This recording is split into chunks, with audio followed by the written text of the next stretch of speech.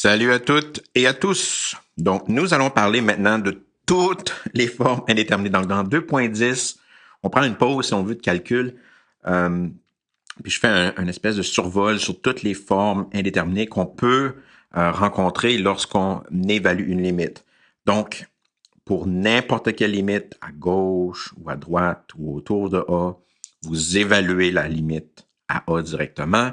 Si vous avez une limite à l'infini ou à moins l'infini, vous évaluez à l'infini ou à moins l'infini avec le symbole infini ou moins l'infini. Puis t'espères qu'avec les lois de base ou les lois aux infinités de base, que tu puisses directement, que vous puissiez directement, je devrais vous voyer, là, je vous connais pas autant que ça, que vous puissiez directement calculer la réponse. Par contre, la plupart du temps, 99,9% du temps, il va y avoir des problèmes avec vos limites. Donc, je vais juste survoler tous les types de problèmes qu'on peut rencontrer dans ce chapitre-ci ou pour les calculs de limites en général dans ce cours ici. Donc, les premiers types de limites problèmes, c'est qu'est-ce qu'on appelle les frontières indéterminées. On a déjà vu deux types de frontières indéterminées, la racine de zéro ou la racine paire qu'on a couvert ensemble dans la section 2.7. Ensuite, la division par zéro, donc un chiffre non nul divisé par zéro qu'on a couvert dans la section précédente 2.9. Puis il y en a un troisième, le ln de zéro qu'on va couvrir dans la dernière section 2.13. Puis les frontières indéterminées ont un point en commun, c'est que la stratégie pour les résoudre, c'est toujours la même. Si tu as une limite à gauche ou à droite, t'évalues à A- ou à A+.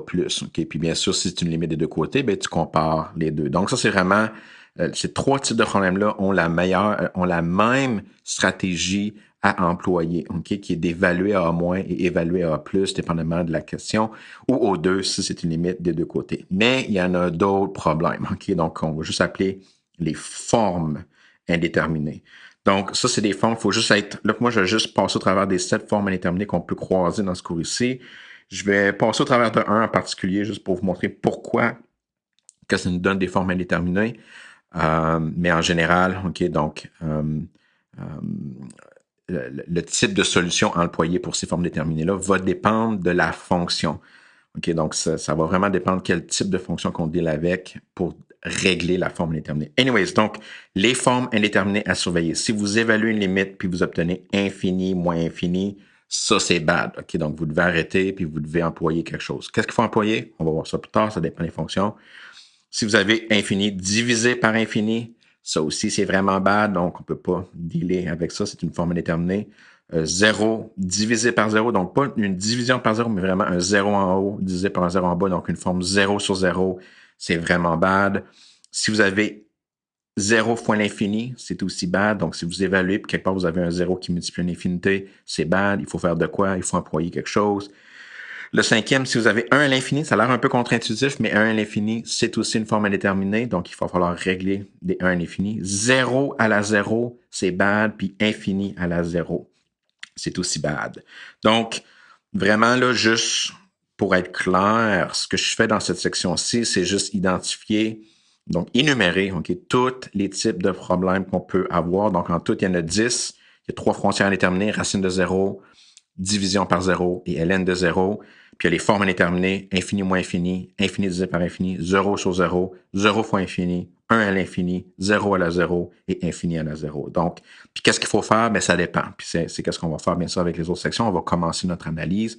Malheureusement, il y a certaines formes indéterminées qu'on ne pourra pas régler avant d'avoir vu la règle de L'Hopital, qu'on va voir beaucoup plus tard dans ce cours ici. Donc, juste passer au travers d'un exemple. Donc, bien sûr, je ne peux pas toutes les faire, ça serait extrêmement long, ça serait quasiment un cours en soi. Mais juste un exemple que j'ai décidé de rajouter pour vous. C'est pas super important de savoir pourquoi que c'est des problèmes, mais j'ai quand même le goût de le faire, parce que c'est, à mon avis, quand même relativement important. Donc, pourquoi, par exemple, 0 fois l'infini, c'est bad? Donc, pourquoi que c'est bad? Pourquoi mais 0 fois n'importe quoi, ça devrait être 0 ou infini fois n'importe quel nombre, ça devrait être infini. Donc, c'est quoi le résultat lorsque tu fais 0 fois l'infini? Donc, le truc, c'est vraiment de se souvenir que quand tu dis 0 fois l'infini, c'est que tu as des chiffres qui se rapprochent de 0, qui se multiplient avec des chiffres qui se rapprochent de l'infinité. Puis qu'est-ce qui va arriver, c'est qu'il y a plusieurs cas possibles. Donc, qu'est-ce que j'ai fait pour vous, c'est que je vous ai donné des exemples de comportements numériques qui se rapprochent de zéro puis qui se rapprochent de l'infini. Puis ensuite, je les ai multipliés ensemble pour voir qu'est-ce qui se passait avec ce produit-là. Donc, par exemple, ma première suite de chiffres qui se rapprochent de zéro que je vais utiliser pour tous mes exemples. Là. Donc, si j'ai un dixième, un centième, un millième, ces chiffres-là se rapprochent de zéro. Ensuite, ma deuxième liste, j'ai pris la liste de chiffres 1, 2, 3, 4, 5, 6, etc. Ces chiffres-là, bien sûr, vont devenir de plus en plus gros puis se rapprocher de l'infini. Maintenant, qu'est-ce qui arrive si je multiplie ces deux-là ensemble? Donc, qu'est-ce qui arrive lorsque je vais multiplier 0 fois l'infini? Mais dans ce cas ici, qu'est-ce qui va arriver? C'est la chose suivante. Donc, lorsqu'on va faire 1 fois 1, donc on va faire 1 fois 1, ça va me donner, donc ici, je vais les mettre en marqueur. Donc, quand je vais faire 1 fois 1, ça va me donner 1. Quand je vais faire 1 dixième fois 2, ça va me donner 2 dixièmes, donc 0,2. Donc, je vais faire 1 centième fois 3, ça va me donner 0,3 qui est, donc 3 centièmes qui est 0,3.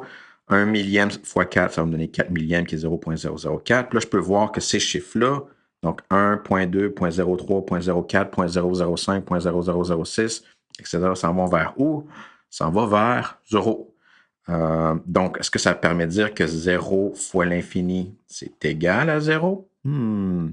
Qu'est-ce que j'ai fait pour vous? C'est que toutes les listes que j'ai mis en bleu ici, c'est des listes de nombres qui sont vers l'infini. Donc, j'ai une nouvelle liste maintenant qui va être 1, 10, 100 000. Donc, une autre liste qui, elle aussi, s'en va vers l'infini. Donc, c'est des chiffres qui deviennent de plus en plus gros. Mais maintenant, qu'est-ce qui arrive si je multiplie 1, donc la suite 1 avec la suite 3?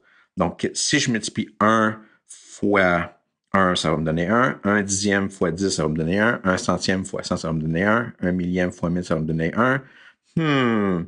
Donc, qu'est-ce que j'ai ici? Mais j'ai des chiffres qui se rapprochent, mais qui sont toujours les mêmes. Donc, qui se rapprochent de 1. Donc, ici, dans ce cas ici, la première suite, qui était 0, fois la deuxième qui s'en allait vers l'infini, ça m'a donné 1. Donc ici, est-ce que ça me dit que 0 fois l'infini, c'est égal à 1? Donc déjà, on peut voir qu'on n'a pas le même résultat en choisissant des suites différentes. Donc, on a cette ambiguïté-là. Donc, vraiment, c'est indéterminé. Est-ce que c'est 0? Est-ce que c'est l'infini? Puis bien sûr, on peut jouer la game extrême. Supposons que j'ai la suite ici que j'ai appelée 4. 1, 100, 10 000, 1 million. Lorsque vous allez multiplier la suite 1 avec la suite 4, 1 fois 1, c'est 1.